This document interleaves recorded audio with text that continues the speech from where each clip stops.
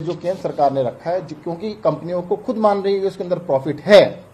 जब 150 रुपए में प्रॉफिट है तो उससे ज्यादा में बेचने का कोई अलाउड नहीं होना चाहिए। ये 3 रिक्वेस्ट मैंने हर्षवर्धन जी से की है। ये 2 कंपनियां कोविशील्ड और कोवैक्सीन, इनको बहुत ज्यादा प्रॉफिट कमाने का मौका दिया जा रहा है।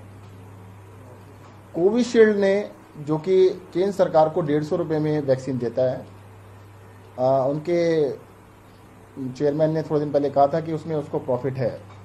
150 रुपए में भी प्रॉफिट है, मान लेते हैं अगर 10 रुपए का प्रॉफिट भी है, और 6 करोड़ वैक्सीन वो हर महीने बनाते हैं। अगर आधी वैक्सीन केंद्र सरकार को देनी होती है तो यानी 3 करोड़ वैक्सीन देनी है, तो 30 करोड़ उसमें प्रॉफिट हो गया। अब वही वैक्सीन जो 150 की थी, राज्य सरकारों को 300 में देते हैं। कॉस्ट तो वही रहेगी ना जो पहले थी। तो राज्य सरकार को जो दी तो उसमें प्रॉफिट कितना हुआ? 300 रुपए में से 160 रुपए का। और वही वैक्सीन प्राइवेट को देते हैं 400 रुपए में। तो कितने का प्रॉफिट हुआ? अगर हम कॉस्ट प्राइस 140 मान के चलें, जो कि उससे कम ही होगा, तो 260 रुपए का प्रॉफिट है। यानी 1 महीने की प्रोडक्शन के ऊपर उस कंपनी को 960 करोड़ रुपए का प्रॉफिट है, 1 महीने का। एवरेज जो प्रॉफिट आ रहा है 1 करोड़ के ऊपर 160 करोड़ का प्रॉफिट, मतलब 160 रुपए प्रति वैक्सीन का प्रॉफिट उसको मिल रहा है, एवरेज जो रेट है।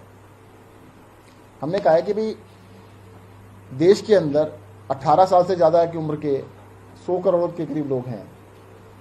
तो एक कंपनी से मतलब 200 करोड़ लेनी है आपको वैक्सीन, एक कंपनी 100 करोड़ लेंगे, दूसरे 100 करोड़ लेंगे, यानी एक कंपनी का नेट प्रॉफिट 16,000 करोड़ रुपया बनेगा, जो कि मैं थोड़ा अंडर एस्टिमेट करके बता रहा हूं। दूसरी जो कंपनी है कोवैक्सीन, वो तो इससे भी महंगे रेट में दे रही है।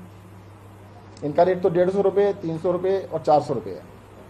उनका 150 रुपये और 400 रुपये और 600 रुपये शायद है, तो उसका प्रॉफिट इससे भी ज़्यादा होगा।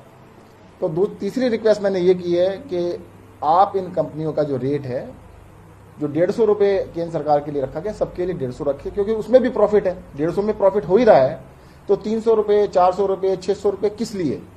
उसका कोई लॉजिक नहीं बनता है। और कंपनीज को प्रॉफिटियरिंग करने के लिए इतना बड़ा मौका नहीं दिया जा सकता इस आपदा के समय पर।